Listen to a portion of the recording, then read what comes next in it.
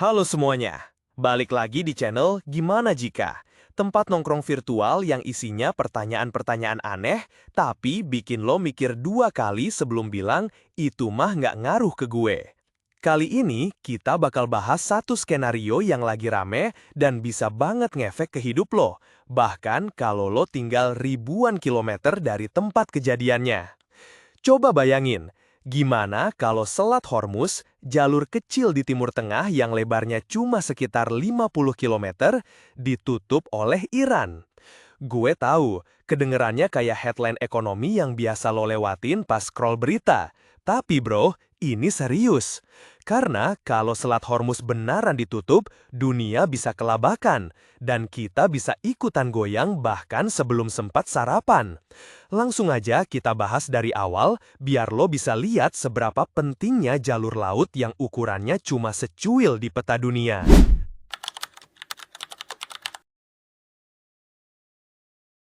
Selat Hormuz itu kecil, tapi perannya gede banget. Ini kayak lubang kunci buat ngeluarin 20% pasokan minyak dunia dari Timur Tengah keluar. Gak heran kalau disebut jalur energi paling penting di planet ini. Selat ini nyambungin Teluk Persia ke Laut Arab dan dilewatin sama negara-negara penghasil minyak gede kayak Arab Saudi, Iran, Irak, Kuwait, sampai Uni Emirat Arab. Tiap hari ada belasan juta barel minyak yang jalan-jalan lewat sini pakai tanker gede. Kalau lo bayangin satu barel sama dengan 159 liter, ya itu artinya ratusan juta liter minyak per hari. Gila kan? Tanpa Selat Hormuz, negara-negara itu kayak punya banyak stok bensin tapi nggak bisa ngirim ke SPBU, alias dunia bisa kehabisan energi kayak HP lo lupa dicas semalam.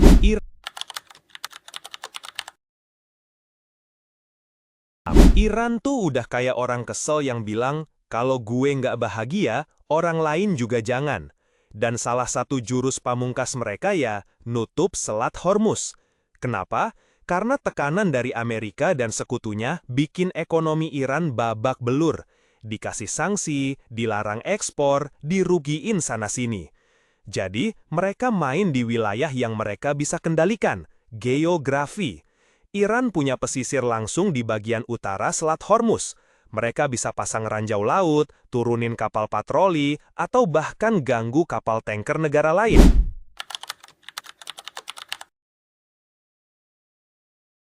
Kalau Selat Hormuz ditutup beneran, reaksi pertama dunia, panik.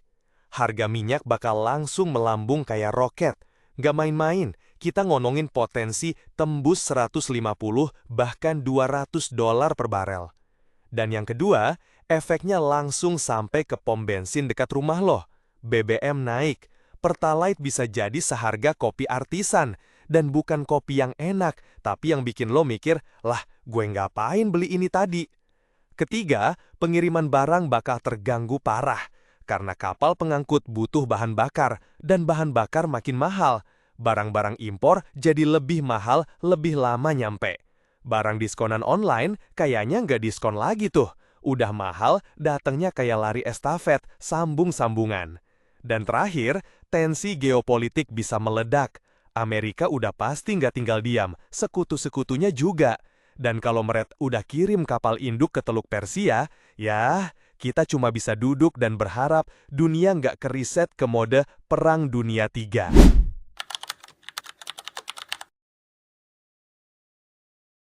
Sekarang kita zoom out, atau lebih tepatnya zoom in ke Indonesia. Efek paling langsung, BBM naik. Kalau BBM naik, biaya kirim naik. Kalau biaya kirim naik, harga barang naik. Kalau harga barang naik, ya kita cuma bisa senyum-senyum pahit waktu bayar di kasir. Ongkos ojek online bisa ikut naik. Maskapai bisa revisi tarif. Tiket pesawat yang tadinya mahal jadi tambah mahal. Yang tadinya bisa healing, sekarang cuma bisa browsing tiket sambil nelen ludah. Dan kalau minyak mahal, rupiah bisa ketar-ketir. Karena kita impor dalam dolar. Nilai tukar goyah dan semua ikut kena imbas. Jadi jangan kaget kalau nanti mie instan aja harus pakai cicilan.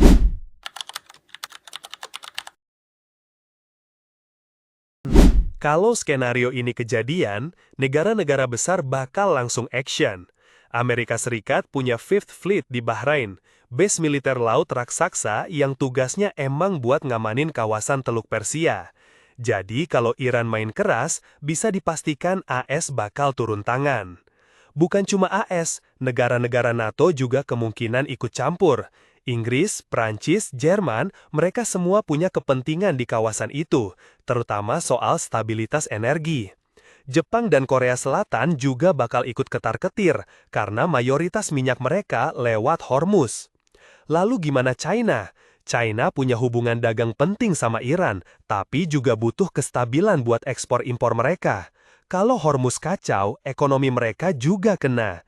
Jadi meskipun mungkin awalnya mereka coba netral, tapi ujung-ujungnya bisa ikut ngegas juga. Skenario terburuk, perang terbuka. Kapal perang ditempatkan, jet tempur disiagakan, laut Teluk berubah jadi ajang unjuk gigi teknologi militer. Dan dari situ, percikan api kecil bisa menjalar jadi kebakaran global. Dunia bisa masuk ke eskalasi konflik berskala besar. Yang jadi korban siapa? Ya kita-kita ini. Harga barang naik, ekonomi goyah, dan ketakutan global meningkat. Perang zaman sekarang bukan cuma soal bom dan tank, tapi juga soal mata uang, supply chain, dan harga bensin.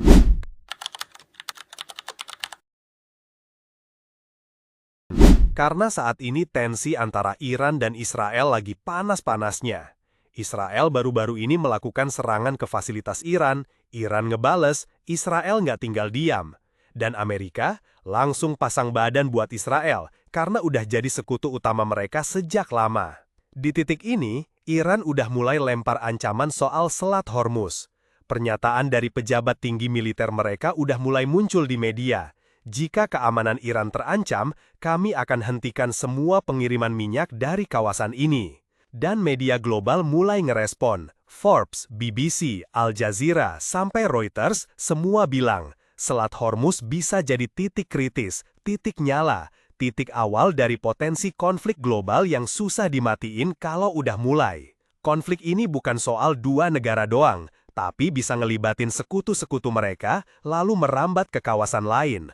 Ukraina, Rusia, Taiwan, Cina, semua bisa terpicu karena efek domino. Dan Iran tahu betul satu hal, mereka nggak perlu nuklir buat bikin dunia pusing. Cukup tutup selat kecil bernama Hormuz dan seluruh dunia bisa kaos.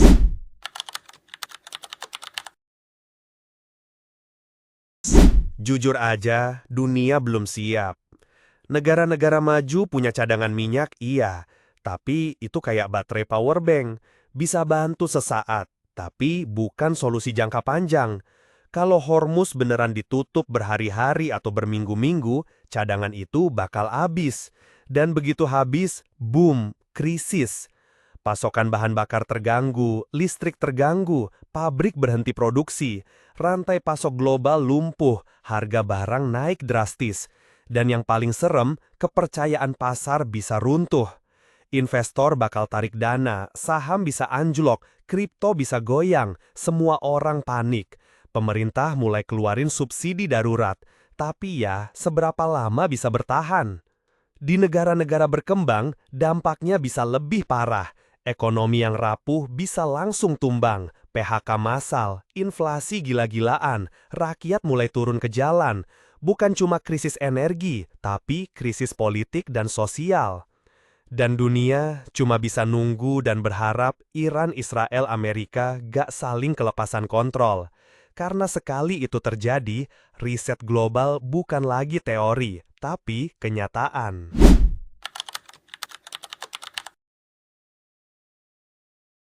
Ada solusi, tapi semuanya ribet. Arab Saudi punya pipa ke Laut Merah, tapi kapasitasnya terbatas. Energi terbarukan, ideal, tapi perlu waktu puluhan tahun buat benar-benar jadi pengganti.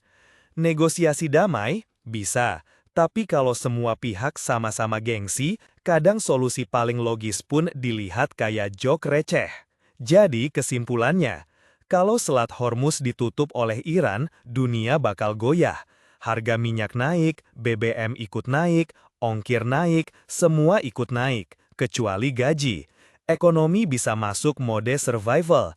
Dan kalau konflik merambat ke skala global, ya kita mungkin masuk babak baru dalam sejarah dunia. Siapa sangka, selat kecil bisa bikin dunia ngos-ngosan kayak abis lari ngejar angkot. Gimana menurut lo? Dunia siap nggak kalau ini beneran kejadian?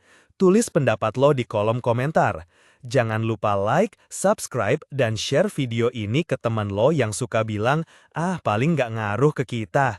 Biar dia tahu, minyak mahal itu bukan cuma soal isi bensin, tapi bisa jadi soal isi dompet. Sampai ketemu di pertanyaan berikutnya.